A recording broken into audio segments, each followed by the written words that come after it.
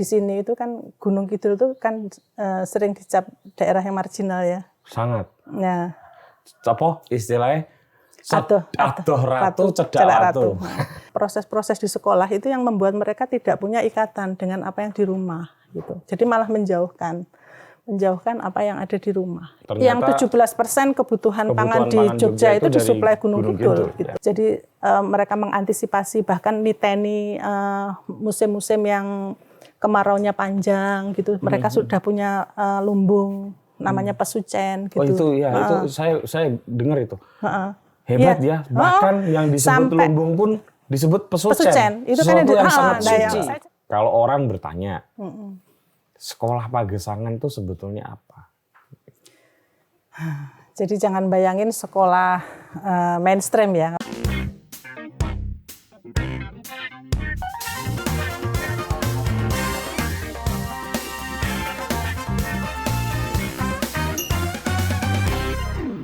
Halo teman-teman, ketemu lagi dengan saya Putu TA, Kepala Suku Mojo. Kami baru saja melakukan perjalanan kurang lebih 2 jam. Untungnya 2 jam, ini karena hari Sabtu biasanya macet sekali menuju ke lagi-lagi Gunung Kidul. Tapi kali ini kita bertandang ke salah satu orang yang punya kegigihan dalam memperjuangkan sesuatu. Mbak Diah Widuretno. Halo Mbak, Mas Putu. Assalamualaikum. Waalaikumsalam. Kok kayak malu-malu? Iya ya, aku grogi. Ya, padahal sering diwawancara di banyak media.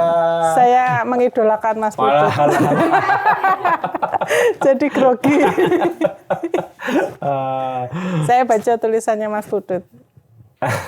Berapa bukunya dan saya followernya Mas Putut. Jadi saya belajar. Wah, nanti saya follow balik. Mbak Diah, ini saya panggil Mbak Diah saja ya. Mbak Diah ini adalah salah satu inisiator, saya nggak tahu nanti salah satu atau satu-satunya gitu, inisiator sekolah Pagesangan. Salah satu, saya biasa menyebut ini Mbak, rekayasa sosial ya. Salah satu uji coba rekayasa sosial yang menurut banyak orang termasuk saya itu menarik karena mencoba untuk selain melakukan pendidikan dan pengorganisasian di sebuah dusun namanya Dusun Wintaos, leres nggih? Wintaos juga melakukan produksi pangan yang luar biasa ya. Nanti footage-nya bisa dilihat oleh teman-teman. Nah, tentu ini aktivitas yang tidak mudah dilakukan oleh sembarang orang gitu. Hanya bisa dilakukan oleh orang-orang terpilih. Juga. Bisa kok semua orang melakukan. Bisa ya, semoga dengan tayangan ini makin banyak yang terinspirasi ya Mbak Diah. Nah, pertanyaan pertama dulu Mbak, kalau orang bertanya, sekolah Pagesangan itu sebetulnya apa? Jadi jangan bayangin sekolah mainstream ya, kalau ngomongin sekolah Pagesangan itu lepaskan dulu pikiran kita atau perspektif kita tentang sekolah yang pada umumnya kita lihat, kita jalani mungkin ya. Sekolah Pagesangan itu merupakan antitesa sebenarnya dari sekolah yang mainstream. Jadi sekolah Pagesangan itu merupakan komunitas belajar, lebih tepatnya itu kelompok belajar sebenarnya. Kami ingin belajar tentang bagaimana membangun keberdayaan dari desa kita sendiri. Berarti sekolah ya, mengembalikan pengertian sekolah dari asal kata awalnya ya. Betul. Yaitu memaksimalkan atau memproduktifkan waktu luang kita. Kalau sekarang kan orang malah tertekan. Ya, betul. Makin sekolah makin stres, padahal dulu sekolah dibikin bukan untuk membuat orang stres gitu. Mbak Diah, Anda itu kan kelahiran Madiun, betul nggak? Atau nunut lahir doang? Nunut ya, tapi lahir di Madiun. Iya. Besar di mana? Saya ikut bapak saya di Banyuwangi sampai SMA. Iya. Berarti Ibu saya Madiun. Ibu saya asli menghabiskan- Madiun. Terus menikah dengan bapak saya yang asli Banyuwangi. Jadi setelah melahirkan, ibu saya ikut bapak saya di Banyuwangi. Menghabiskan waktu remaja di Banyuwangi. Sampai 16 tahun. Salah satu Sampai SMA. Salah satu daerah yang luar biasa juga pertaniannya ya. Iya. Saya juga baru Iya. baca data, ternyata dulu zaman kolonial Banyuwangi itu penghasil pisang yang sampai Terbesar diekspor ke Australia. Iya, betul. Sampai sekarang juga. Oh masih ya? Iya. Tapi nggak Setahu sampai saya, ekspor ke Australia? ekspornya nggak tahu ya, tapi penghasil pisang terbesar ya paling nggak di Jawa ya. Iya, ya. Nanti kapan-kapan kita mesti ke Banyuwangi teman-teman. Karena itu daerah yang luar biasa. Saya nggak tahu tapi ya, apakah kemudian dengan adanya banyak tambang itu akan mempengaruhi dan seberapa besar pengaruhnya saya agak tidak tahu. Tapi Banyuwangi ada salah daerah satu yang luar biasa untuk pertanian. Dan itu semenjak Majapahit ternyata, Mbak, yang sistem-sistem pertaniannya itu ternyata saya baca bukunya dari siapa itu sejarawan UGM itu ternyata itu dibikin sejak zaman-zaman Majapahit itu. Itu luar biasa. Ya penghasil pertanian yang luar biasa. Kemudian Anda kuliah di IPB. Iya, kebetulan diterima di sana. Itu pakai kebetulan atau pakai niat? Ya biasalah, karena dulu sebenarnya saya pengen masuk UGM sini, Mas. Oh gitu. Terus karena takut nggak keterima, kan kebetulan yang berangkat ke Jogja itu teman-teman saya yang kebetulan yang pinter-pinter semua itu ngumpul mau masuk UGM semua. Dan jurusan yang diambil itu sama waktu itu, kedokteran gitu. Terus saya ngeper kan. Sebagai sesama anak pintar ngeper. Iya, ora. Ya, saya merasa enggak masuk pintar. IPB di era itu. Ya, Anda lewat jalur apa? MPTN? Iya, enggak. Lewat jalur resmi. Ini kan, lewat jalur berprestasi ya. Iya. Yang ranking 1, iya, ranking 2 gitu ya. Berarti pintar dong. Iya, tapi saya ngerasa kok saya nggak memanfaatkan rapot saya yang lumayan gitu ya. Kalau saya nggak ngambil tawaran dari IPB gitu. Ya udah, terus akhirnya ikut itu aja. Jaga-jaga kalau nggak keterima di UGM. IPB kuliah di IPB ngambil apa? Jurusan apa? Saya Fakultas Matematika IPA, departemen saya biologi. Terus saya ngambil lagi topik yang lebih spesifik mikrobiologi. Itu masternya? Enggak, masternya saya di sini, di UGM. Oh, kalau boleh tahu masternya dia apa? Baru ke antropologi. Oh, baru kuliah lagi. Enggak, tapi udah lulus. Udah tapi lulus. maksudnya enggak langsung lulus dari IPB terus master gitu, enggak. Oke. Mbak Diah tertarik dengan kegiatan-kegiatan rekayasa sosial atau pengorganisasian masyarakat atau pendidikan masyarakat ya. Saya agak susah menerjemahkan karena yang namanya popular education itu kan ya pendidikan rakyat gitu ya. Bukan pendidikan populer gitu. Betul. Ya. Itu sejak kapan? Sejak mahasiswa. Sejak mahasiswa. Iya. Jadi awalnya itu karena ini saya ngerasa saya bisa beruntung bisa belajar di universitas yang katanya keren ya waktu itu. Tapi saya tinggal di kawasan kumuh, Mas. Di situ itu banyak sekali anak-anak nggak sekolah. Padahal di jaraknya Bogor itu? Ya, di jaraknya cuma 500 meter. Ada kampung namanya Babakan Fakultas. Jadi di situ bermukim mahasiswa-mahasiswa seluruh Indonesia di kawasan kumuh gitu. Tapi di situ juga tingkat DO di tingkat SD aja tinggi sekali gitu. Berarti ini kalau teman-teman IPB nonton pasti tahu lah yang namanya Babakan Fakultas. Pasti. Nah, kalau di zaman saya itu kumuh sekali, Mas. Nggak tahu ya sekarang lebih kumuh atau lebih baik nggak tahu. Tapi zaman saya itu saya masuk 95 itu masih sangat kumuh. Terus banyak anak nggak sekolah gitu. Dan itu setiap hari saya jumpai. Nah, waktu semester 4 itu saya udah batin gitu loh. IPB ini katanya megah untuk mencerdaskan banyak orang dari seluruh Indonesia. Tapi kok jarak 500 meter itu masih ada kayak gini anak-anak ngojek payung, jualan gorengan gitu, nggak sekolah gitu. Buat saya itu menggelisahkan gitu. Nah terus saya sering jadi pelanggan mereka. Setiap hari hujan ya di Bogor. Kalau nggak ojek payung, saya makan gorengan mereka. Terus ngobrol-ngobrol. Seringkali itu mereka nggak ngerti cara menghitung kembalian. Kok nggak bisa kamu? Terus akhirnya ngobrol, dialog gitu. Nah dari situ terus terjadi kesepakatan saya sama anak-anak. Tak ajarin matematika, kamu mau nggak? Maksudnya ngitung supaya kamu nggak susah ngembaliin. Ya kalau ketemu saya yang benerin. Kalau orang lain nanti kamu ketipu terus gitu. Ya udah. Terus akhirnya awalnya dari itu para pengojek payung dan banyak mas anak-anak di sana itu yang ngojek payung tuh hampir setiap sore itu ngojek payung. Terutama untuk mahasiswa. Banyak mahasiswa ya pekerja ya macam-macam. Ya. Dan mereka kan masih lokasinya kan kayak mirip-mirip kayak gini tapi naik turun gitu. Jadi nggak mungkin ada mobil atau sepeda masuk gitu, sepeda motor itu nggak mungkin masuk. Jadi memang harus jalan gitu. Nah itu potensial karena secara ekonomi bisa untuk pengojek payung gitu. Nah, terus akhirnya ngobrol-ngobrol pertama 6-7 orang gitu kumpul. Kalau saya nggak kuliah sore-sore gitu seminggu berapa kali gitu belajar. Lama-lama itu jadi 40-an anak gitu sampai anak-anak yang sekolah pun ikut belajar sama saya gitu.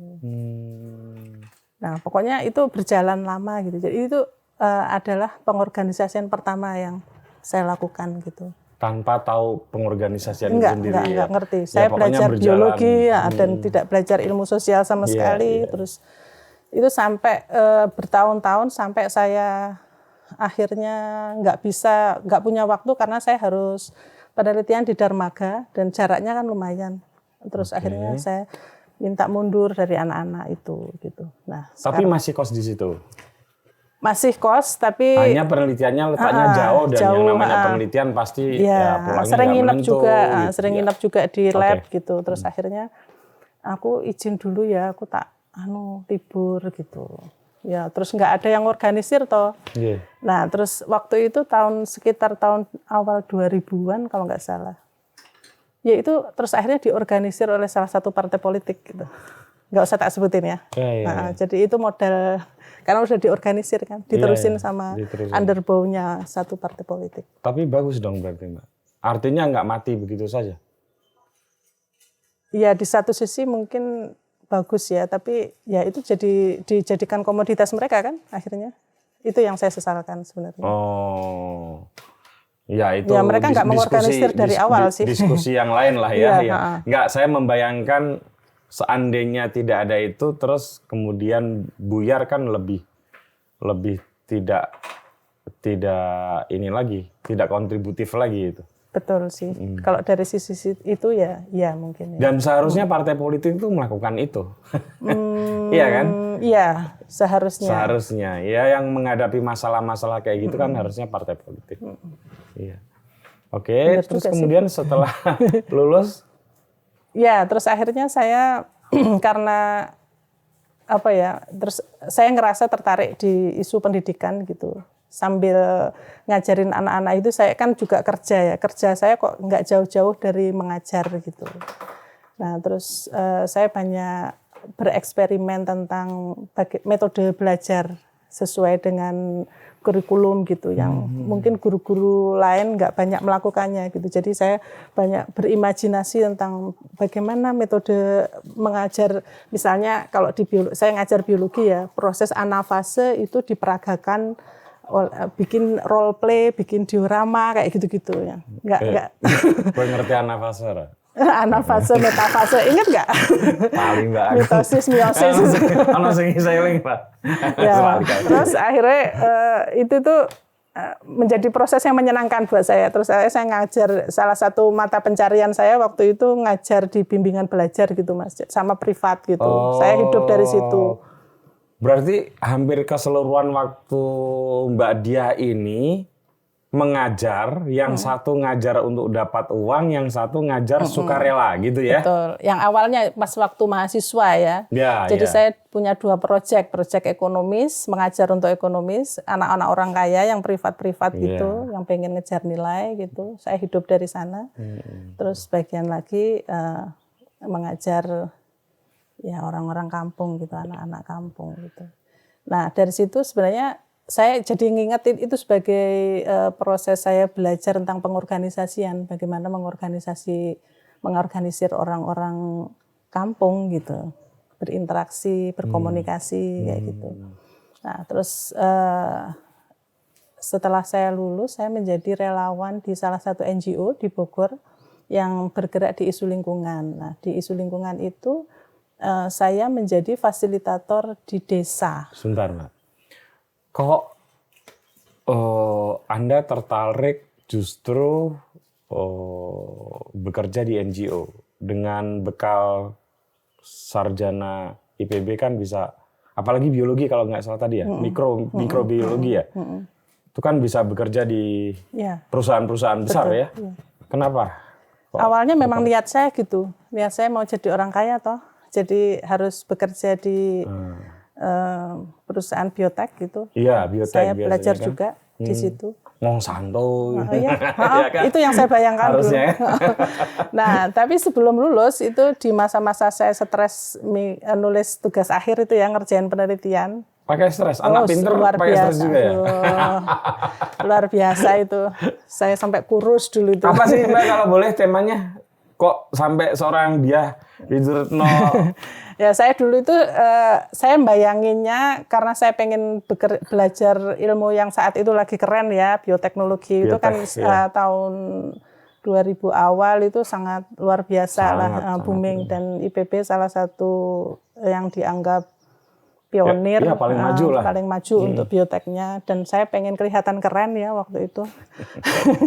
Dan masuk ke situ. Jadi skripsinya biotek itu. Dan itu ternyata harus susah, Mas. Karena lab terus ya. Iya, dan luar biasa gitu, susahnya minta ampun, dan saya menyesal waktu itu tuh. Kenapa saya pengen kelihatan keren dan ternyata saya nggak suka gitu. Nah, terus akhirnya saya menghibur diri, sering main ke alam gitu. Saya naik gunung, ke pantai, pokoknya inilah main-main gitu lah. Kalau zaman sekarang healing lah. Ya. Nah, terus sampai mengorganisir, dan main-main saya itu ternyata membuahkan satu organisasi baru di biologi. Jadi kami yang suka main-main ke hutan itu, terus menginisiasi himpro baru di biologi, namanya OWA. Gitu. Kalau boleh tahu apa tuh? OWA itu sebenarnya salah satu, OWA itu kalau di bahasa Latinnya Macaca fascicularis namanya. Waduh. Itu monyet ekor panjang, Mas. Habitat. Mbak jebule monyet ekor panjang. Iya. Dan itu maksudnya apa? Habitat suka jalan-jalan memang monyet ekor panjang itu. Enggak, karena itu teman saya penelitian tentang makaka gitu, dan dia tinggal berbulan-bulan di hutan itu, dan saya bantuin gitu waktu itu. Maksudnya bukan bantuin ya, nemenin, suka main ke hutannya dia gitu. Dan itu hiburan buat saya. Ternyata saya suka kayak gini. Nah, terus pas waktu jalan-jalan itu, terus akhirnya sedikit demi sedikit saya berinteraksi dengan masyarakat di sekitar hutan itu. Gitu. Oh, ternyata di hutan itu ada orang ya yang hidup di sini gitu. Dan mirisnya yang saya lihat, kok di sini nggak ada fasilitas apapun. Itu masih di daerah Bogor ya? Taman Nasional Gunung Halimun, kawasan Halimun. Masih Kabupaten Bogor. Iya, Kabupaten Bogor. Sama Sukabumi, Mas. Saya mainnya sampai ke sana. Iya. Nah, terus karena sering naik gunung di situ, ngikut teman saya penelitian. Sebenarnya teman saya penelitiannya lebih ke makakanya ya, sama vegetasi yang ada di situ. Tapi saya cenderung tertarik sama masyarakat yang tinggal di situ gitu. Nah, itu mungkin yang memantik saya untuk ini. Ternyata di sini ada, saya ketemu kawasan pemetik teh, komunitas pemetik teh yang pipinya merah-merah semua karena hidup di ketinggian gitu. Ternyata begini, terus saya tinggal bersama mereka gitu. Anda memang sangat tertarik ya dengan hal kayak gitu ya? Iya, terus saya merasa selalu tertarik dengan orang-orang pinggiran sih ya mungkin. yang nyerempet bahaya, yang mereka termarginalisasi, terus mereka ada konflik dengan, waktu itu mereka juga konflik sangat hebat dengan Taman Nasional sama HGU juga, di situ ada Sinarmas di teh waktu itu. Oh gitu. Oke. Lalu yang tadi yang supaya terlihat keren tadi akhirnya lulus atau pindah skripsi? Enggak. Saya harus melulus itu karena itu sudah janji saya pada ibu saya, kalau saya enggak lulus pasti akan mengulang. Maksudnya gini, jadi kalau enggak lulus tema itu, saya berarti yang ambil tema baru dan prosesnya bisa jauh lebih lama lagi gitu. Karena mulai dari dan saya janji sama ibu saya tahun ini saya harus lulus gitu. Ya waktu itu makanya sambil nangis-nangis ya tak kerja nih Mas. Akhirnya selesai? Selesai. Nah, balik lagi ke pertanyaan awal saya. Lalu kenapa tidak memutuskan diri untuk masuk ke perusahaan biotek? Nah, justru karena itu, akibat main-main ke hutan tadi, ketemu orang-orang yang tinggal di sana. Kok saya banyak belajar ya dari kesederhanaan mereka gitu. Nah, itu yang membalikkan saya untuk nggak mikirin kok. Pokoknya saya punya perspektif lain tentang hidup gitu loh Mas. Mereka miskin tapi kok hidupnya ini ya, tenang ya. Apa yang membuat mereka bisa punya hidup seperti itu gitu. Ternyata untuk jadi bahagia itu nggak harus kaya ya gitu. Saya menemukan hal-hal seperti itu. Kenapa kok anak-anak di sini mainnya lebih sehat, makanannya juga lebih enak. Makanannya padahal cuma sama sambal, setiap hari makan teri doang. Tapi kok kenapa enak ya, bahagia ya di sini gitu. Nggak harus kaya ya untuk jadi bahagia. Nah, hal-hal seperti itu sebenarnya yang membuat saya berpikir ulang tentang cita-cita saya yang pengen jadi kaya itu. Nah, terus suatu ketika saya menerima tawaran teman saya untuk jadi volunteer di salah satu LSM itu untuk memfasilitasi anak-anak perkotaan sebenarnya. Oke. Lain lagi ini sekarang kan? Tapi programnya cuma 2-3 bulan gitulah. Oh, Calistung juga? Enggak. Jadi program pendidikan lingkungan, kita mendesain program yang untuk lebih ke penyadaran lingkungan pada anak-anak perkotaan gitu. Anak-anak daerah kumuh juga, anak-anak bantaran sungai gitu. Iya. Masih di Bogor? Masih di Bogor. Oke. Dan itu juga sekali lagi mengajarkan saya sih, ternyata saya mencintai ya pekerjaan-pekerjaan seperti ini gitu. Saya kok bahagia ya, maksudnya nggak ada duitnya tapi kok bahagia ya gitu. Nah, maksudnya ada penemuan-penemuan baru dari proses yang saya alami gitu loh. Kok saya merasa bahagia karena saya dicintai mereka gitu. Rata-rata saya itu bisa membangun kedekatan dengan setiap orang yang saya fasilitasi gitu. Mbak, mohon maaf. Menjadi petugas lapangan, gampangnya seperti itu ya, atau organizer gitu ya.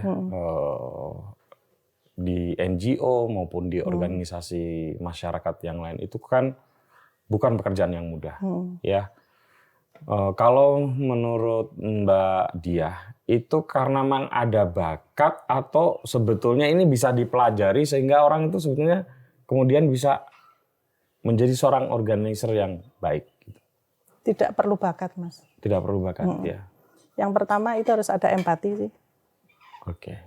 Kalau isu harus dipelajari memang. Kalau isu bisa dipelajari ya. Kalau isu harus dipelajari. Yang pertama harus dimiliki adalah empati. Ya, oke. Dan merasa sebagai manusia aja gitu. Kadang-kadang fasilitator itu kan merasa setengah dewa ya. Gitu. Betul. Berusaha membina, pakai bahasanya lagi yang serem-serem, membina, memberdayakan gitu. Saya nggak suka. Karena dari sananya memang didesain seperti itu ya. Kan tidak semua organisasi mendesain organisasi rekayasa sosial ini untuk bersama-sama ya dengan masyarakat menyelesaikan persoalan mereka. Tapi kan by design project.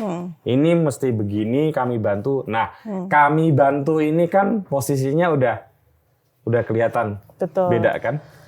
Gitu. Dan saya sebenarnya kan otomatis saya belajar sains ya, Mas. Saya nggak belajar tentang isu-isu sosial sama sekali.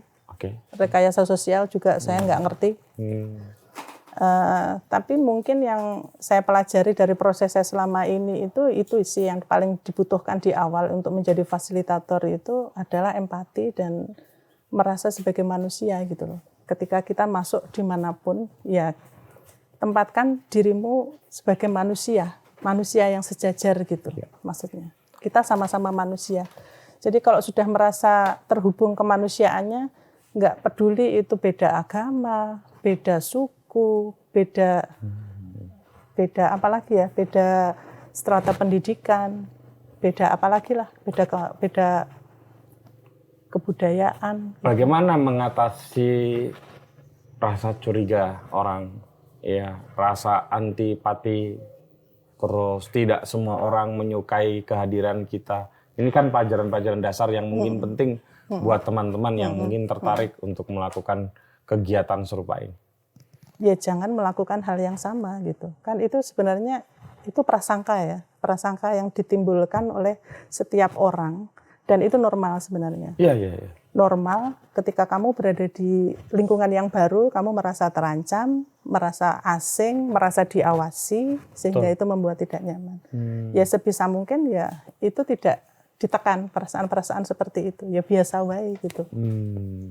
Itu akan sangat membantu kita untuk bisa diterima. Karena kalau kita mikir seperti itu, orang juga akan cenderung mikir seperti itu gitu.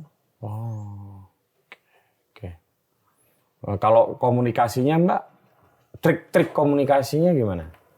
Ya kalau komunikasi memang mau nggak mau sih kita harus belajar bahasa setempat ya Mas ya. Saya dulu juga waktu di kawasan Halimun itu juga saya belajar bahasa Sunda. Saya mewajibkan diri saya untuk bisa berkomunikasi dalam bahasa lokal setempat. Begitu juga saya ketika di sini. Bahasa Banyuwangi ya agak beda ya. Iya, betul. Sama Gunung Kidulan. Gunung Kidul aja sama Sleman beda kan. Istilah-istilahnya. Iya. Terus kromonya gitu halus di sini. Saya belajar Mas gitu. Karena pertemuan-pertemuan kan harus pakai bahasa kromo kalau di sini. Iya. Gitu. Ya saya belajar gitu. Itu yang harus dipelajari memang. Tapi intinya sih sebenarnya semua orang itu bisa sih menjadi fasilitator. Tidak perlu bakat kalau menurut saya. Ya. Itu skill. Artinya keterampilan harus diasah. Harus diasah. Dibiasakan gitu dilatih terus gitu. Oke, Mbak. Balik ke Bogor ya. Kemudian apa tahapan selanjutnya? Apakah bekerja di mana lagi baru kemudian ke Jogja? Yang sebenarnya yang paling berkesan itu adalah ketika proses saya gabung di NGO tersebut. Setelah program yang di perkotaan selesai, saya ditempatkan sebagai fasilitator di desa gitu. Nah, saya pernah menjadi fasilitator perkotaan, terus menjadi fasilitator pedesaan. Dan itu ternyata saya sangat cinta pada desa gitu. Jadi saya sangat merasa nyaman gitu tinggal di desa, orang-orangnya gitu. Ya, tidak menutup kemungkinan orang desa juga banyak yang jahat ya, tapi maksud saya suasana, kondisi, situasi itu saya sangat cocok gitu tinggal di desa ternyata. Nah, terus saya sejak ternyata proses saya mengorganisir di awal anak-anak jalanan, anak-anak yang nggak bisa ngitung kembalian tadi itu ternyata mengendap menjadi kegelisahan ya ternyata gitu. Saya merasa ada yang nggak beres nih dengan pendidikan kita gitu. Itu mulai gelisah itu sebenarnya di situ sih. Jadi saya autodidak baca buku-bukunya Ivan Illich, baca Freiran kayak gitu. Saya nggak kenal Mas, itu kan buku-buku biologi. Nggak ada hubungan. Saya baca teks-teks mikrobiologi, jurnal-jurnal mikrobiologi kayak gitu. Terus itu menjadi hal baru dan saya exciting banget gitu loh. Saya melahap semua buku. Oh ternyata begini. Oh harus begini. Banyak kejutan-kejutan, sok-sok gitu loh. Kok gini ya? Pusing saya tuh. Kok gini ya? Saya kecewa sekali. Pokoknya marah ya. Dan waktu itu masih muda ya? Berapi-api gitu. Nah terus akhirnya ketika di desa itu saya menemukan hal yang kurang lebih sama sebenarnya, cuman formatnya aja yang berbeda. Jadi di sana juga tidak ada fasilitas untuk sekolah, keterbatasan infrastruktur untuk pelayanan publik dan sebagainya. Jadi anak-anak itu berhenti sekolah sampai SD dan tidak mendapat model pendidikan apapun. Dan lulus SD langsung menjadi buruh pabrik di Sukabumi, di Bogor kota, kayak gitu. Jadi ketika keluar desa udah langsung menjadi buruh gitu. Ada yang salah ini kayaknya. Terus saya tahun 2000-an itu sudah mulai menginisiasi sekolah terbuka gitu. Di luar pekerjaan saya ya. Tapi saya terbantu dengan pekerjaan saya ditempatkan di desa ya. Tapi saya menginisiasi proyek saya secara pribadi gitu. Jadi saya ada eksperimen pribadi lah ya. Jadi karena itu tadi meluap-luap kegelisahan saya dan itu tidak mungkin difasilitasi oleh NGO saya karena isu dan sebagainya. Berarti energi Anda berlebih itu. Iya makanya mumpung saya di desa ini dan kegelisahan saya luar biasa, saya sudah mengajukan ke direktur saya waktu itu saya mau waktu luang saya pakai untuk ini diperbolehkan enggak gitu. Saya janji tidak akan pakai fasilitas apapun dari sini kayak gitu. Ya ada yang mendukung, ada yang enggak, tapi saya jalan terus saja nyolong-nyolong gitu. Nah itu sebenarnya proses saya yang sebenarnya merupakan cikal bakal dari DSP ini. Proses belajar saya yang menurut saya terorganisir lebih pakai konsep gitu. Jadi kan saya udah baca buku-buku Freiran, bagaimana pendidikan yang memanusiakan itu seperti apa. Jadi saya ngambil nilai-nilainya Freiran gitu untuk saya baca Ki Hajar Dewantara juga gitu. Nah terus saya menyusun konsep kasar lah waktu itu. Saya waktu itu nggak menemukan teman diskusi yang cocok gitu Mas. Jadi saya kesepian gitu. Sepi banget. Satu-satunya yang bisa saya lakukan adalah menginisiasi sendiri gitu. Tahun 2001. Tanpa ada partner untuk diskusi sama sekali ya? Nggak ada ya, mentor bahkan ya? Ada sih sebenarnya beberapa mentor saya yang sekarang udah gede-gede lah, udah jadi penggede ya. Saya sengaja mendatangi beberapa orang yang menurut saya enak diajak diskusi kayak Nur Fauzi Rahman kayak gitu. Itu mentor saya dulu. Itu IPB juga ya? Dulu Unpad. Dulu Unpad tapi kemudian ngajar di IPB ya? Waktu itu dia lagi bergiat di KPA. Untuk isu land reform. Jadi saya Reforma agraria kan? Banyak diskusi sama Nur Fauzi, terus Mia Siskawati.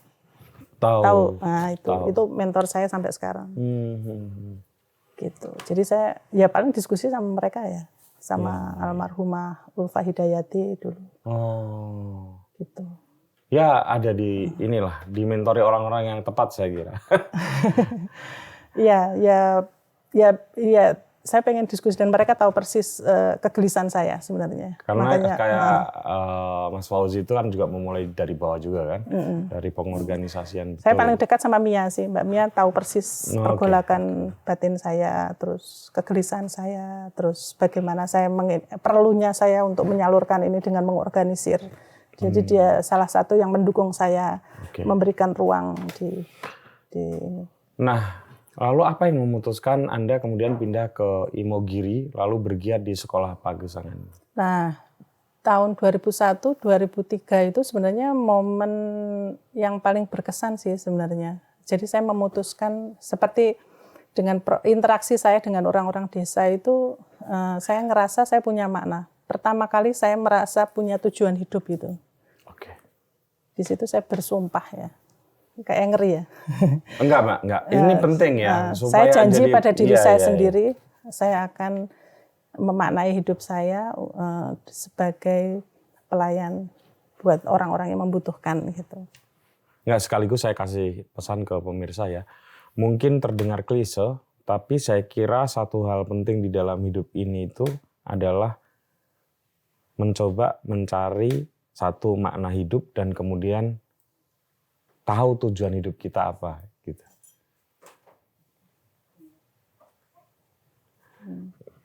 Nah, itu yang seringkali memang tidak banyak dibicarakan sekarang ini kan.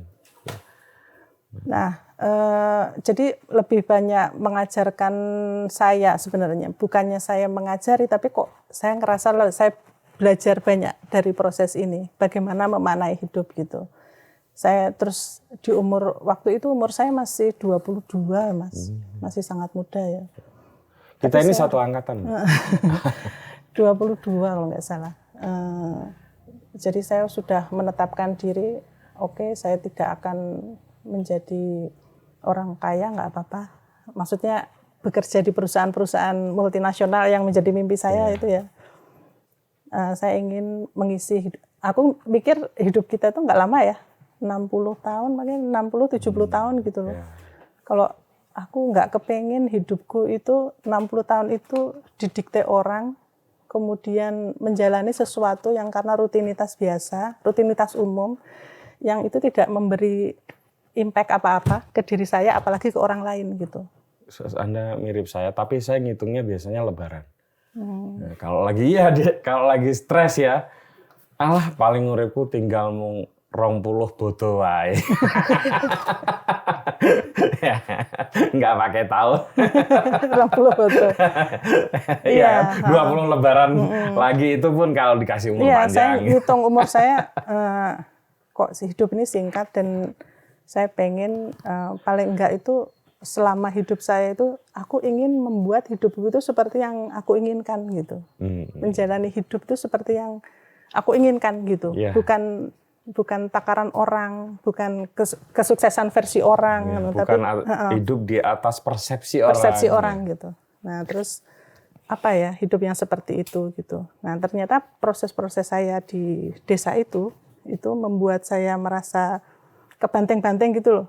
Dengan cita-cita awal saya yang tadi itu loh Mas, pengen kerja di perusahaan multinasional, pengen sekolah di luar negeri, saya harus jadi dokter untuk bisa ini dan sebagainya itu, banting-banting gitu dengan situasi di situ. Di sini saya menemukan makna hidup versi lain gitu.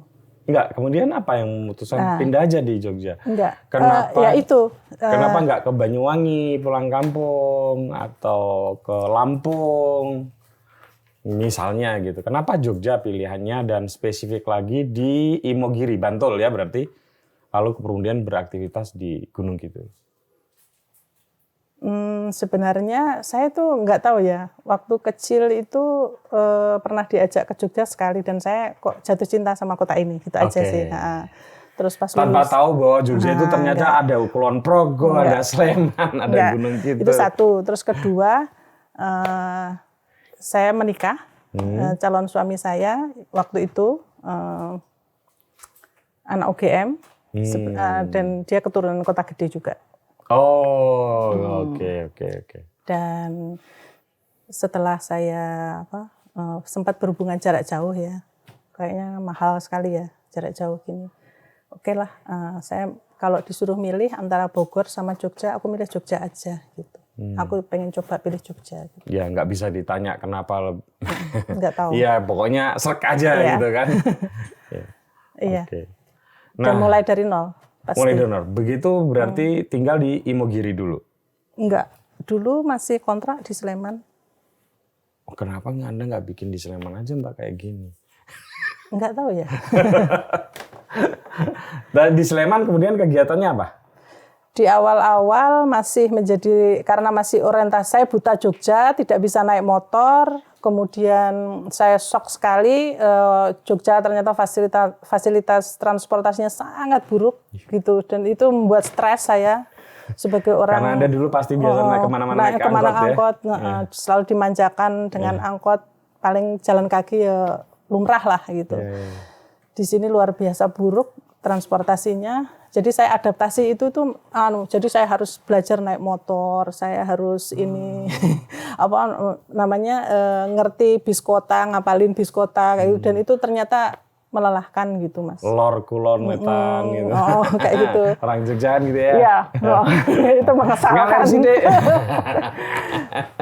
Dan peralihan gegar budaya lah saya dulu Mas, masih. Tapi gegar budayanya di Sleman. Di Sleman. Sampai begitu sudah 5 tahun di sana. Dan di sana 5 tahun saya masih jadi relawan aja bantuin kegiatan. 5 tahun itu lama ya. Di mana sempat aktif di mana Mbak? Enggak, saya freelance aja Mas, bantuin teman-teman gitu supaya saya punya jaringan gitu. Dan ini sebenarnya membuat stres saya sih sebenarnya. Kok ternyata saya balik ke Jogja ini malah saya harus memulai dari nol semuanya gitu. Lalu apa yang membuat Anda memutuskan dari Sleman ke Imogiri?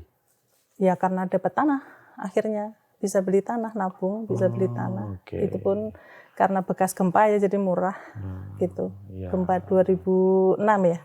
Betul. Itu kan daerah saya itu daerah yang paling pol kerusakannya saat itu, yang meninggal juga banyak, angka kematian banyak karena gempa. Jadi tanah di situ murah, akhirnya bisa kebeli gitu. Tapi Anda tinggal di Imogiri berarti kan sudah di atas tahun 2008 ya, sudah 2008. Di Imogiri langsung tertarik ke Gunung Kidul atau bikin kegiatan dulu di Imogiri? Enggak, ini supaya teman-teman tahu ya, ini jaraknya dengan Imogiri itu berapa jam, Mbak? Berapa kilo ya, Dek? Berapa kilo, Dek? 26. Hampir 30 kilo lah pokoknya. Ini jangan dianggap. Dan kontur jalannya luar biasa. Ya, tidak seperti jalanan kota lah ya. Nah, di Imogiri berkegiatan dulu atau langsung kemudian menemukan bisa beraktivitas di tempat ini. Nek menemukan kayak tahu ono sing ilang nih. Jadi kan waktu saya tinggal di Gunung Halimun itu 3 tahun di sana itu kan saya sudah terlanjur dicintai orang-orang sana, Mas. Waduh. Gitu.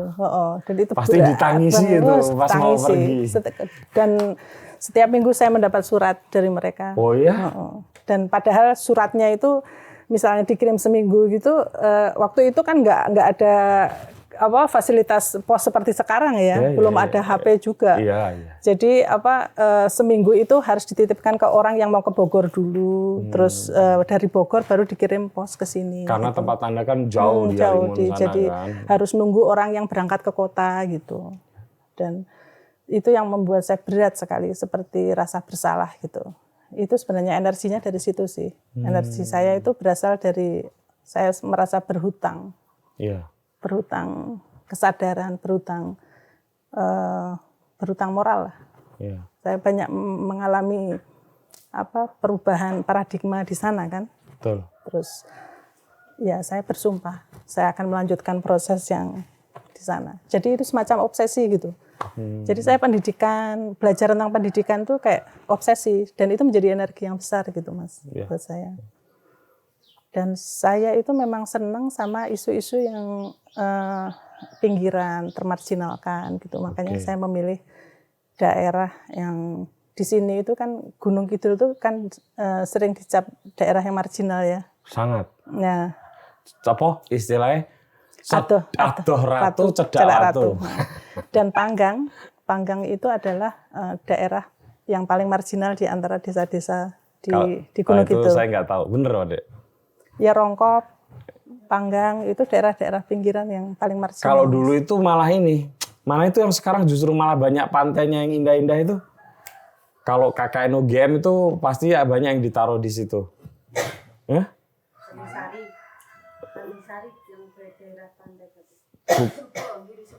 Enggak daerah desanya apa ya, Mas ya? Semanu orang bukan Panggang. Tanjung Sari. Bukan Tanjung Sari. Dua ini aja kok. Apa itu ya? Dulu di UGM itu kalau itu Tepus. pasti Tepus. Iya. Saya sebelumnya sudah di sana. Tepus itu kan sekarang berkembang luar biasa ya dengan pariwisatanya. Tapi dulu di zaman-zaman saya itu pasti dapat jatah KKN dari UGM. Karena dianggap daerah yang paling marginal. Nah, saya dulu tahun 2006 kalau nggak salah itu kan sempat terlibat di penelitiannya STC, Save the Children US, untuk salah satu program tentang kemiskinan, tentang program pengentasan anak-anak yang DO supaya mencegah trafficking kayak gitu. Kalau boleh tahu tahun berapa itu, Mbak? Jenengan terlibat juga? Enggak, supaya saya bisa memberi gambaran. Tepus di saat itu masih 2006, 2007, masih 2005, 2007. Iya, masih sangat ini. Iya. Nah, jadi sedikit banyak itu saya kenal Gunung Kidul tuh ya dari situ. 2 tahun saya. Bukan Wintaos dulu ya memang? Bukan. Jadi saya udah kenal daerah-daerah Tepus, Semanu, Kecamatan Semanu itu satu kecamatan tuh saya udah jelajahi di situ. Nah, ya terus akhirnya milih di sini. Kenapa milih di sini? Awalnya karena oleh apa gitu? Awalnya karena diajak teman gitu. Jadi teman saya itu punya proyek jadi dia nanam jati gitu ya, nanam jati. Oke. Dan dia butuh, aku nggak ngerti ya, ini prasangka aja sih, butuh untuk mengamankan aset dia gitu. Jadi dia butuh CSR lah di sini. Mungkin begitu. Ada beberapa teman-teman yang menyangka seperti itu. Tapi saya bacanya waktu itu nggak seperti itu. Kalaupun toh seperti itu wajar, Mbak? Dalam arti di saat-saat itu memang kan ya ini banyak kok yang orang Gunung Kidul juga kadang mengaku ya mereka saya pencuri kayu jati gitu. Nah intinya pokoknya saya mengenal daerah sini justru bukan dari riset saya gitu. Jadi tapi saya karena menemani teman untuk dia punya kerjaan itu gitu. Nah terus dia tahu kalau saya sangat terobsesi dengan sekolah, pengen bikin sekolah gitu. Dan saya selalu cerita tentang, saya selalu waktu itu belajar nulis apa yang saya pikirkan itu secara lebih terstruktur Mas. Jadi sudah nanti harusnya seperti ini model sekolahnya, pengorganisasiannya seperti ini gitu-gitu. Dan saya mengkomunikasikan berdasarkan pengalaman yang sudah dilakukan. Nah, terobsesi Mas. Jadi walaupun saya 2003 pindah ke Jogja, terus sampai 2008 baru menginisiasi itu, waktu 5 tahun itu udah sebenarnya untuk masa-masa persiapan saya untuk memetakan situasi, memetakan sumber daya, terus nanti bentuknya seperti apa, kayak gitu. Sedikit demi sedikit gitulah. Oh, Anda punya kesabaran ekstra ya? Iya, itu energinya memang sumpah saya itu tadi, janji saya. Karena itu nggak mudah. Karena sampai saya 2010 itu orang-orang desa yang saya tinggalkan itu masih ngirim surat rutin gitu, dan itu menjadi pengingat saya gitu. Ya wes, terus akhirnya diajak ke sini, terus oke, kowe oleh gawe apa wae ning kene gitu. Ya udah. Lalu apa yang Anda buat kemudian di sini? Saya mengorganisir anak-anak awalnya. Anak-anak kecil dulu. Kenapa anak kecil dan apa yang diajarkan pada anak kecil? Waktu itu yang saya bayangkan mengorganisir anak-anak itu adalah proses yang seharusnya saya lanjutkan ketika saya mengorganisir di Gunung Halimun itu Mas. Oke.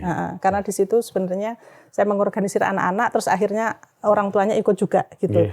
Nah, saya bayanginnya proses yang sama akan saya lakukan di sini gitu. Itu memang kiat umum, Mbak. Iya, mendekati anaknya karena kalau kita sudah dekat sama anaknya nanti orang tuanya akan ikut. Betul. Ya. Kayak gitu. Tapi itu sebenarnya salah satu trik orang lapangan. Iya, tapi nggak mudah juga atau sebenarnya. Ibu-ibu. Biasanya kadang-kadang gitu. lebih mudah masuk ke perempuan. Justru. Tergantung kondisi sosialnya lah ya. Nah, karena saya punya basis pengalaman ya, mulai dari pokoknya sejak mahasiswa 97 itu mengorganisir anak-anak, jadi sedikit banyak saya ngerti cara berkomunikasi dengan anak-anak, sukanya apa, minatnya apa, kayak gitu. Itu yang saya manfaatkan. Oke. Gitu. Oh, apa yang diajarkan pada anak-anak? Awalnya saya masih nggak langsung bawa konsep apapun gitu Mas. Pengenalan alam nggak langsung gitu ya? Enggak, kita juga memetakan apa sih sebenarnya yang disukai sama teman-teman. Biasanya kalau saya mengorganisir memang nggak langsung masuk ke inti temanya enggak ya? Saya belajar pertama harus membangun trust dulu. Dia nyaman dengan saya, nggak sebel ketika saya datang, itu udah cukup. Jadi saya berbulan-bulan cuman gitu doang, main, gambar, pokoknya mbok senengnya apa cah. Ya wes gitu, saya ngikutin alurnya mereka gitu. Tidak dianggap warga, jane ngopo toh Mbak kowe karepmu gitu. Ya, saya mengkomunikasikan. Saya pengen bikin media belajar, kelompok belajar kangge bocah-bocah kene. Nah, sinau apa Mbak? Ya sinau sing menurutmu kowe seneng gitu. Awalnya gitu dulu. Oke. Nah kemudian tahap selanjutnya Mbak, kok sampai kemudian ternyata bisa punya tempat sebagus ini ya, seperti kalau dibilang bagus nanti nggak enak juga apa ya, representatif lah ya gitu. Terus kemudian mulai ada kesadaran tentang pangan lokal, kemudian kesadaran tentang lingkungan. Ini gambar-gambar ini semua menunjukkan proses yang saya kira ini dilakukan pasti dalam jangka waktu yang panjang gitu ya, dan tidak mudah gitu. Dan ternyata betul tadi sebelum take saya baru tahu Sekolah Pagesangan ini usianya sudah 16 tahun. Sangat lama untuk orang punya dedikasi kesabaran seperti itu. Gimana Mbak? Jadi di proses awal memang saya lebih membangun trust dulu ya, dan itu lama Mas, 5 tahun. Oke. Gitu. Jadi untungnya saya itu tidak punya target khusus harus mengajarkan apa, isu apa yang harus saya usung gitu. Itu sih yang membantu. Yang bikin ringan ya. Gitu. Saya nggak harus. Saya nggak ada milestone. Tahun ini harus betul, sampai harus target gini. Karena saya memang secara sadar memutuskan proses saya ini independen gitu. Jadi saya memang nggak punya bendera, saya nggak punya organisasi. Saya bergerak karena saya pengen menjawab kegelisahan saya. Itu aja sih. Apa sih yang kamu gelisahkan? Saya pengen mencari model pendidikan yang memang relevan, yang memang berdampak pada orang-orang yang menjalani pendidikan itu. Itu aja sih. Modelnya kayak opo gitu. Nah itu nggak bisa ternyata didiskusikan Mas. Walaupun dengan orang-orang yang punya teori-teori pendidikan yang sudah punya praktek yang saya harus mencobanya sendiri ternyata. Berarti gitu. Filosofi bikin jalan sambil berjalan inilah yang dilakukan. Iya, gitu. Tapi nggak ngawur ya. Saya tetap belajar, tetap mendokumentasikan proses, saya evaluasi lagi, aksi refleksi kayak gitu. Nah, terus di proses awal itu saya lebih banyak membangun trust, lebih banyak membangun kebutuhan, sebenarnya mengidentifikasi sih, memetakan situasi kayak gitu. Nah, baru sebenarnya dulu itu prosesnya nggak di sini, Mas. Dulu prosesnya nggak agak bukan jauh. Di tempat ini. Bukan titik ini, tapi masih di Dusun Wintaos, tapi di pinggir jalan sana gitu. Nah, di sana itu sempat dibuatin ada donatur yang membuatkan saung gitu, buat tempat kumpul gitu. Nah, tapi justru karena itu di pinggir jalan besar itu yang tidak membuat saya berinteraksi dengan orang-orang kampung gitu. Itu cuma pembatas jalan loh, jalan raya besar itu. Jalan nah, raya itu yang membuat jadi interaksi saya hanya pada anak-anak gitu. Nah, terus karena ada konflik dengan si pemilik saung itu, akhirnya kita memilih untuk masuk kampung. Mohon maaf, yang berkonflik Anda atau warga? Bukan. Jadi teman saya yang mengajak saya ke sini itu terdiri dari beberapa orang. Mereka kayaknya saweran gitu loh, saweran terus rebutan lahan apa gimana. Saya nggak mau terlibat sih itu. Iya, karena Anda nggak ikut-ikut, niatnya udah beda lah ya. Nah, makanya wes aku tak mundur wae, aku daripada terseret konflik mereka ribut, aku nggak mau. Aku tujuannya kan memang dari awal nggak bisnis dengan mereka gitu. Betul. Nah, terus saya kumpulin orang tuanya. Saya intinya pokoknya nggak bisa lagi kita beraktivitas di sini, nek menurutin jenengan, kegiatan ini masih dibutuhkan enggak gitu. Pertama, saya jadi posisi politis. Itu setelah berapa tahun itu? 5 tahun. Setelah 5 tahun ya. Nah, masih dibutuhkan enggak? Oh, dibutuhkan. Pokoknya senang gitu loh orang tuanya. Nah, terus kalau begitu mau diteruskan enggak gitu. Jadi ada kontrak sosial ya dengan mereka. Masih gitu. Terus gimana gitu.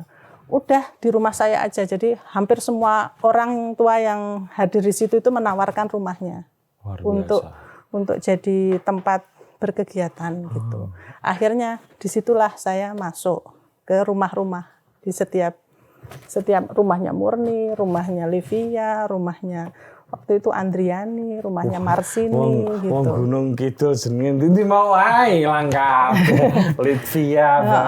Itu terus akhirnya justru itu Mas yang membuat saya jadi mengenal keluarga-keluarga terus mengenal kebudayaan sini gitu. Kalau dulu saya masih tetap di sana, nggak pindah. Di Saung terus. Ya nggak mungkin saya berinteraksi. Nah itu gitu. yang menyadarkan saya, wah ini sebenarnya kalau ada hikmahnya ya Mbak ya. Sangat. Justru itu momentum titik baliknya sekolah Pagesangan itu ketika proses pendidikannya itu melebur dalam kampung gitu. Dan berganti dari rumah satu ke rumah yang lain. Iya, dari situ terus akhirnya saya jadi tahu, oh jadwal makannya jam segini.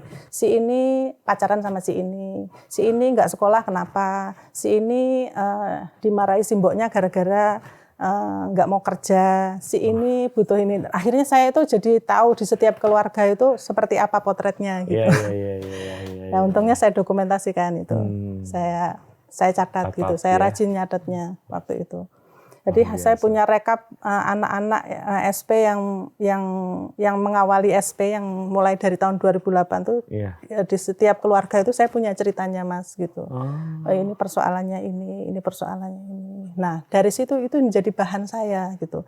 Nek ngene berarti ora iso arepe nerokne sekolah formal gitu. Kalau di model sekolah formal ya pasti bocah-bocah iki mesti lunga.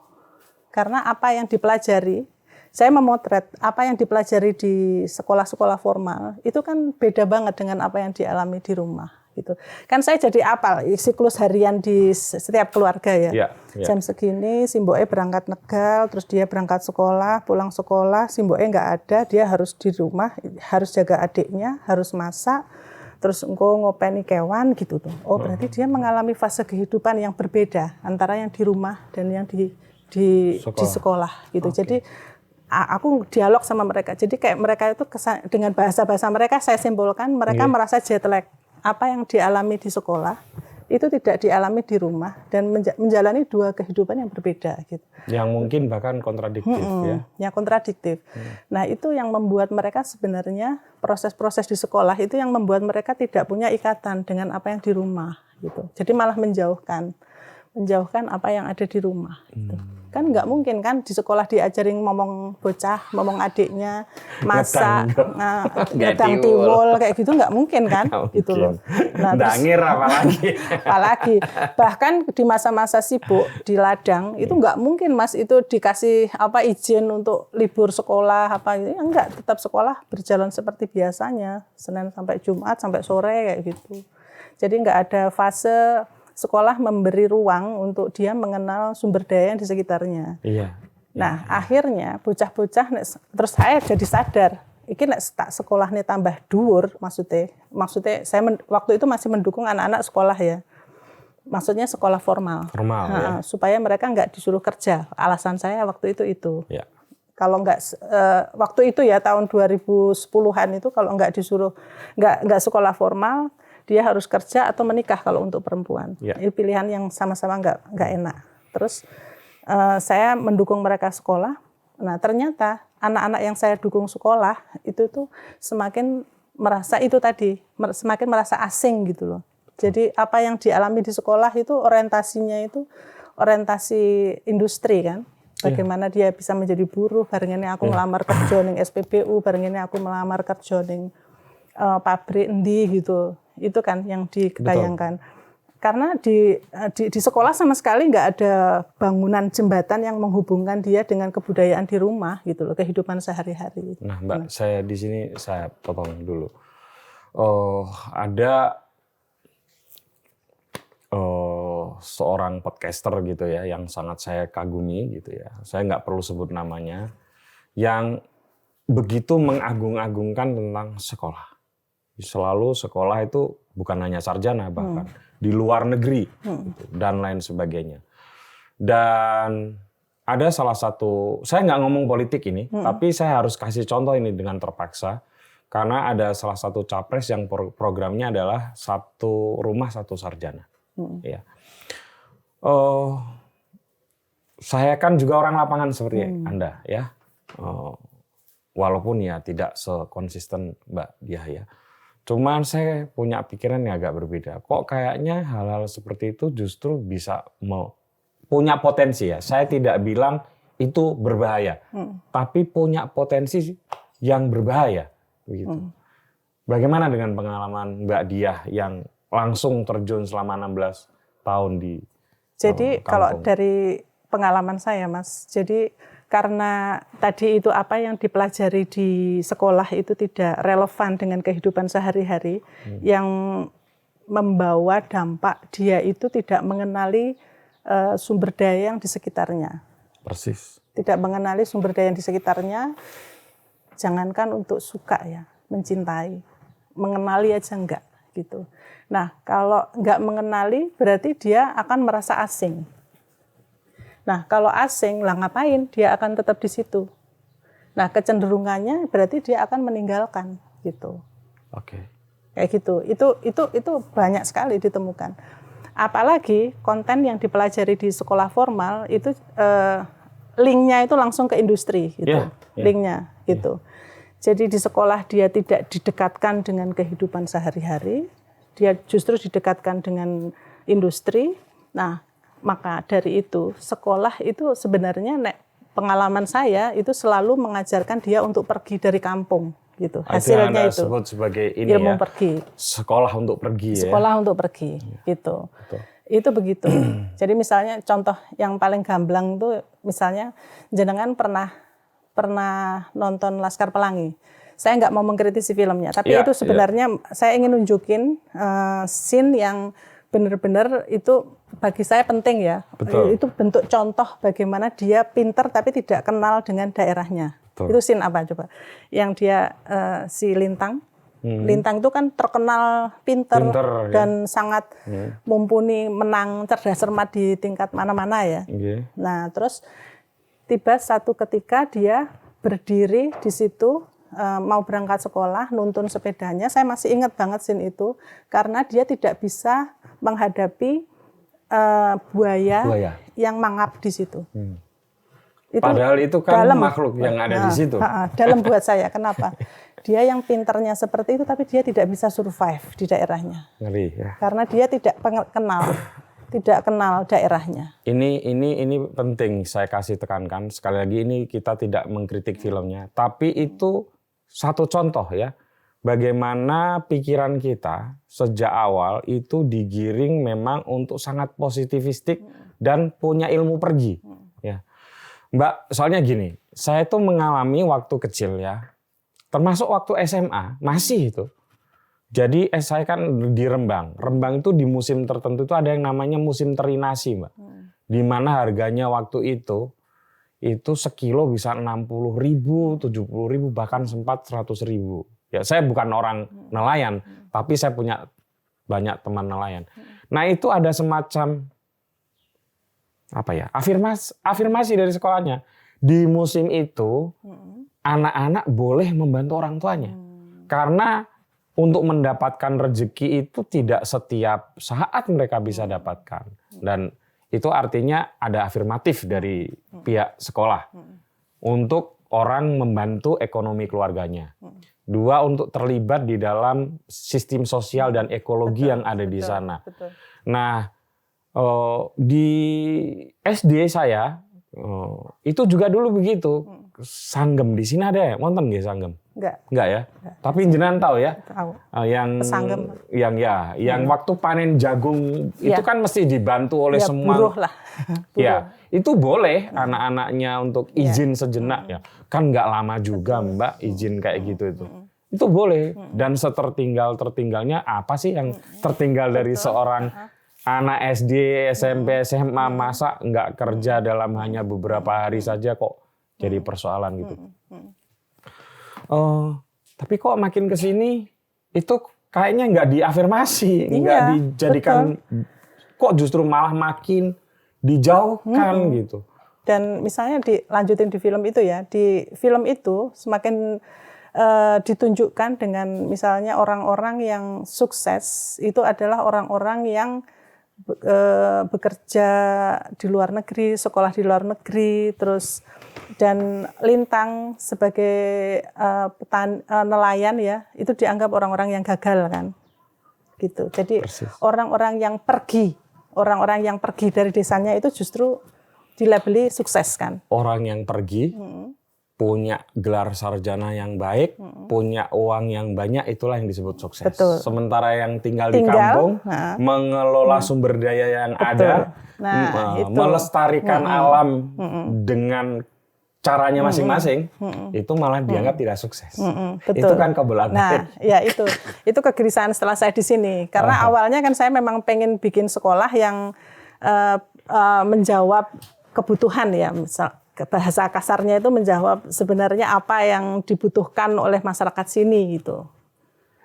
Nah, ketika saya nemuin fenomena seperti itu semakin tinggi anak-anak itu sekolah, semakin dia nggak balik gitu. Karena tidak pernah diafirmasi itu. Kalau pakai istilahnya Mas Putut tadi kan tidak pernah diafirmasi dengan kondisi lingkungan sekitarnya gitu. Gimana dia mau mencintai desanya, diminta tinggal, dia nggak pernah dikenalkan. Malah dia dijauhkan, dicabut dari akarnya kan, gitu.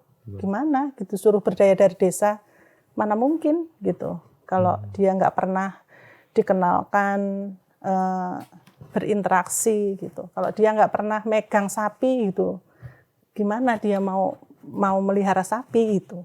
Kayak gitu misalnya. Itu yang ada di pikiran saya di sini gitu.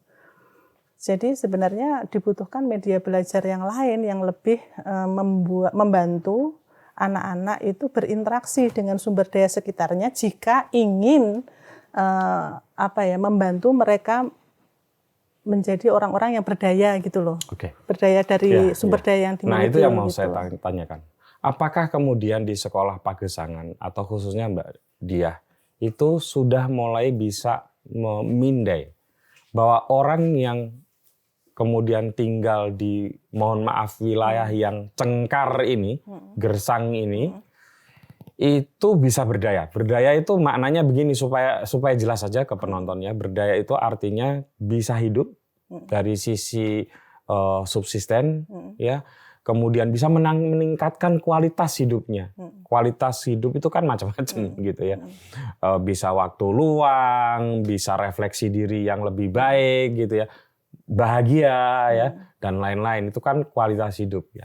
Karena saya tidak mau ada orang memonopoli bahwa pengertian yang disebut kesuksesan hidup itu adalah kekayaan.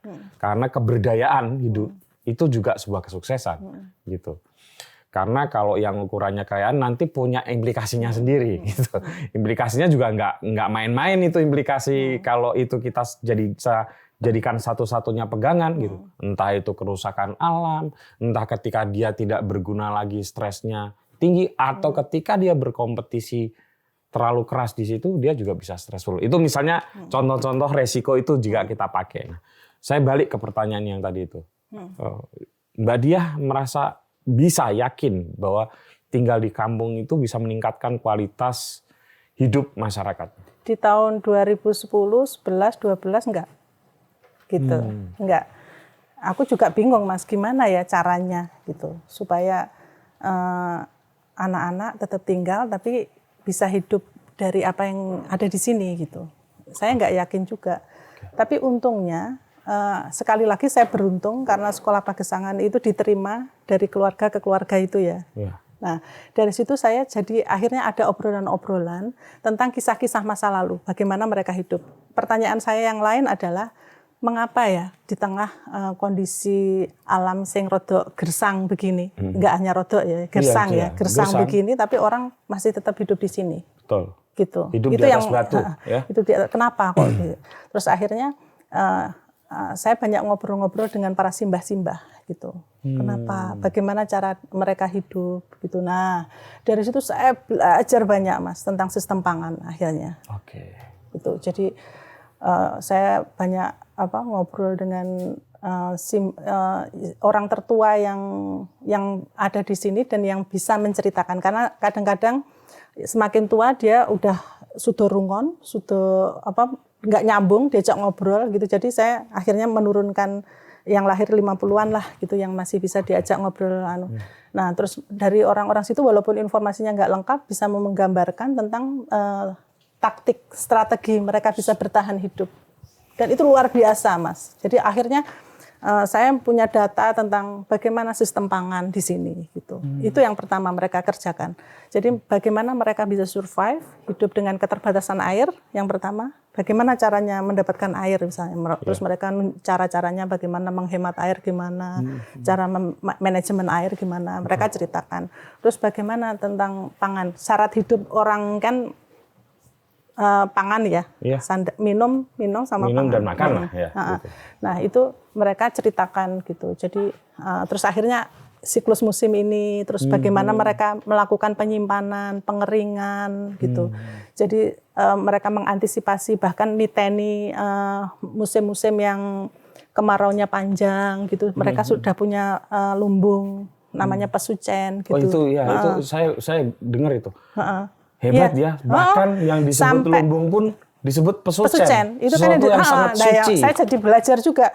Saya juga baru tahu Mbak, waktu menyimak ya kan saya harus belajar tentang sekolah pesucen pagi. Itu kan sakral ya, sesuatu yang itu, nah makanya apa yang disimpan di pesucen itu yaitu untuk berdoa gitu. Terus makanan ditaruh situ, iya kan makanan suci gitu. Karena disatukan dengan tempat sesaji gitu. Ya orang sini dulunya abangan ya. Ya sampai sekarang abangan walaupun sekarang udah banyak masjid ya. Jadi mereka masih hari-hari tertentu selalu kirim doa ke leluhur gitu, dan itu di tempat pesucian di mana mereka menyimpan makanan. Gitu. Dari situ saya belajar, berarti bagi generasi segini ini mereka sangat penting untuk mengamankan kebutuhan pangan keluarga. Tabungan pakan itu penting. Itu nggak hanya setahun Mas, 2 tahun itu mereka simpan gitu. Untuk generasi-generasi. Berarti antisipasinya itu panjang ya. Semakin sepuh yang saya wawancarai, semakin panjang ininya. Dia itu mikirnya jangka panjang banget. Nah, itu yang mungkin menjawab pertanyaan saya. Kenapa kok dia mau hidup di sini? Ya karena mereka sudah mengembangkan kebudayaan, mengembangkan tradisi untuk bisa beradaptasi daerah sini. Dan itu menurut saya menjadi potensi justru gitu. Nah, makanya ketika Mas Putu tanya, apa jenengan yakin ya bisa kalau itu dikelola secara apa ya secara bijak gitu loh. Maksudnya dikelola secara benar lah, secara benar, dan tidak hanya, dan itu sebenarnya tidak cukup kalau nggak dikontekstualisasi dengan situasi yang sekarang. Jadi saya jadi belajar ternyata tidak cukup hanya mewarisi apa yang menjadi tradisi leluhur, tapi juga harus dikontekstualisasi dengan kondisi sekarang. Misalnya dulu nyimpen tiwul hanya supaya untuk bisa aman sampai 2 tahun misalnya, dikeringkan gitu, tiwul instan gitu. Nah di zaman sekarang kita nggak mungkin kayak gitu. Kita butuh cash, butuh pulsa, butuh HP, butuh bensin gitu. Nggak mungkin kalau nggak punya cash sekarang. Nah makanya harus punya usaha tiwul instan dan dijual kayak gitu. Nah itu cara kami mengkontekstualisasi gitu. Jadi ya kalau Mas Putu tanya sekarang, saya jawabnya saya yakin gitu. Karena kita sudah punya pilot project-nya gitu. Misalnya Murni dia di awal, jadi kebiasaan kami itu di usia-usia 16-an gitu kita bikin perencanaan. Saya memfasilitasi teman-teman untuk merencanakan 5 tahun ke depan itu ngapain gitu. 5 tahun ke depan ngapain kamu gitu, kamu bayangin gitu. Nanti biar mereka yang cerita, sampai nangis-nangis itu. Saya punya mimpi begini, gini-gini, pokoknya edisi curhat lah itu, sampai berhari-hari gitu Mas gitu. Nah terus berarti yang bisa didukung oleh SP apa gitu. Kayak misalnya hasilnya Murni, saya nggak mau sekolah gitu. Wes Mbak, aku memang sekolah, aku jombokkan sekolah gitu. Orang ngongkon kuwi sekolah, memang mikir. Tapi dia punya dia punya cara berpikir yang lain gitu. Apa Mor kowe? Aku pengen berusaha. Oke, berarti kita tata yuk usahanya SP seperti ini. Nanti kamu yang mengelola gitu. Sekarang dia mengelola 26 produk, Mas. Wow. Yang diorganisir dari yang tak ceritain tadi 50 petani itu. Nah, tadi Mbak Dia cerita sebelum kita take bahwa sekarang sekolah Pagesangan ini sudah ada 50 KK. Ya 50-an lah. 50-an KK pasti ya naik turun sih Mas. Ya termasuk komoditas pakan yang ada di situ. Yang pangan ya, bukan pakan. Pangan ya, untuk diorganisir dan kemudian diolah dan kemudian dijual. Pertanyaan terakhir Mbak, sudah 1 jam lebih. Indonesia ini punya persoalan pangan yang tidak mudah, dan pemerintah itu selalu saya tidak bisa menyebut instan, tapi kok kayaknya template-nya adalah food aid state gitu. Anda sarjana ya, orang saya bukan pertanian. Iya, bukan pertanian, tapi kan pernah orang IPB gitu ya. Terus kemudian sudah lama hidup di masyarakat dan sudah aktif di sekolah Pagesangan ini kan 16 tahun. Sebetulnya itu tepat atau tidak? Yang mana? Yang template-nya? Iya, enggak. Pemerintah. Saya bilang tidak. Ya. Sebenarnya Indonesia itu punya keragaman kebudayaan dan masing-masing kebudayaan punya ciri khas pangan masing-masing. Gitu. Di Indonesia itu ada lebih dari 17.000 pulau ya Mas ya. Dan masing-masing itu punya sebenarnya kalau belum diseragamkan oleh beras itu punya sistem pangan sendiri. Betul. Saya belajar dari sini gitu. Di sini ada tiwul, ada bledak yang diolah dari jagung lokal kayak gitu. Dan itu sebenarnya bisa menjadi potensi pangan yang luar biasa. Membangun ketahanan pangan di tingkat mikro, di tingkat daerah masing-masing gitu. Jadi kalau sebenarnya pemerintah itu mau melakukan riset yang lebih dalam tentang keragaman pangan di Indonesia dan biarkan aja setiap komunitas, setiap kebudayaan itu mengembangkan pola-pola yang sudah mereka kerjakan. Itu kita nggak akan tergantung pada beras kok. Tidak harus menglokalisir satu wilayah untuk memproduksi makanan yang untuk provide semua orang Indonesia. Karena semakin seragam kita, pangan kita, semakin tinggi kebutuhan pangan itu kan. Gitu. Misalnya kita diseragamkan makan beras kan. Ya berarti kebutuhan akan beras itu sangat tinggi, ketergantungan akan beras akan sangat tinggi dan itu mungkin akan mendorong kita untuk memproduksi secara masif, secara global dan mungkin juga harus impor gitu. Kemungkinannya kan gitu. Tapi saya pikir kalau impornya sudah lama. Iya, maksudnya saya pikir itu memang pemerintah sebenarnya tahu sih, tapi itu mungkin ya disengaja juga sih supaya atau tidak cukup punya kesabaran seperti Anda karena untuk mengembalikan lagi orang Gunung Kidul aja kan sekarang yang usia-usia 30 ke bawah kan mungkin sudah tidak kenal seminggu sekali baru makan tiwul atau sebulan sekali kan. Kalau yang dulu nggak makan tiwul malah nggak bisa gerak. Betul. Gitu. Ya memang ini dua ideologi yang berbeda sih Mas. Jadi kalau saya kan cenderung menghargai satu kebudayaan yang tumbuh di situ gitu. Itu. Nah. Meskipun itu sering dicap sebagai anti modernisasi atau apa gitu, tapi justru malah dengan menjalankan proses seperti itu buktinya orang itu sustain kok gitu loh. Itu yang tidak bisa dipungkiri gitu. Mas Putut percaya nggak orang-orang sini walaupun kelihatannya gersang seperti ini, tapi surplusnya itu masih bisa loh dikirim ke Jogja, gitu, memenuhi kebutuhan pangan orang-orang Jogja, gitu.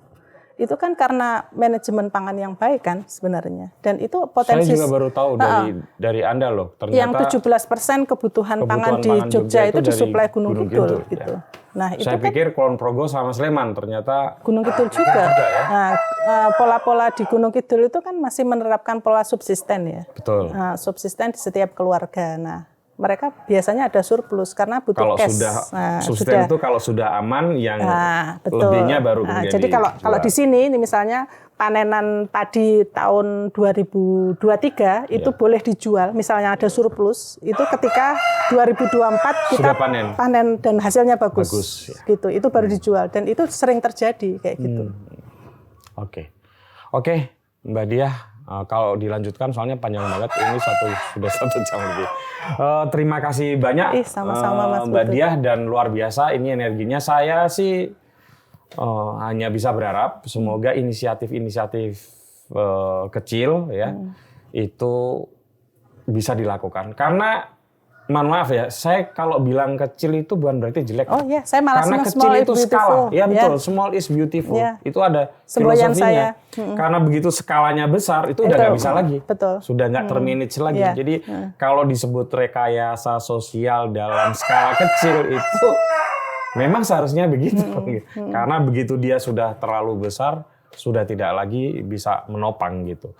Nah, teman-teman bisa kunjungin IG Instagramnya Sekolah Pagesangan kalau mau membeli produk-produk pangan dari Sekolah Pagesangan. Anda tidak, dengan membeli itu tidak berarti menolong.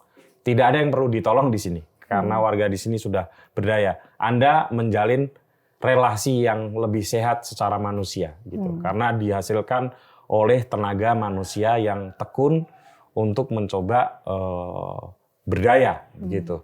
Dan sebetulnya juga teman-teman yang lain tidak di Sekolah Pagesangan saja ya. Kita bisa melatih perut kita untuk membiasakan diri sebetulnya terisi oleh karbohidrat yang lain selain beras. Banyak sekarang tiwul instan, nasi jagung instan, terus apa itu yang sagu gitu ya. Yang sebetulnya bisa Anda beli di sorghum ya, bisa Anda beli dengan cara yang sangat mudah gitu ya.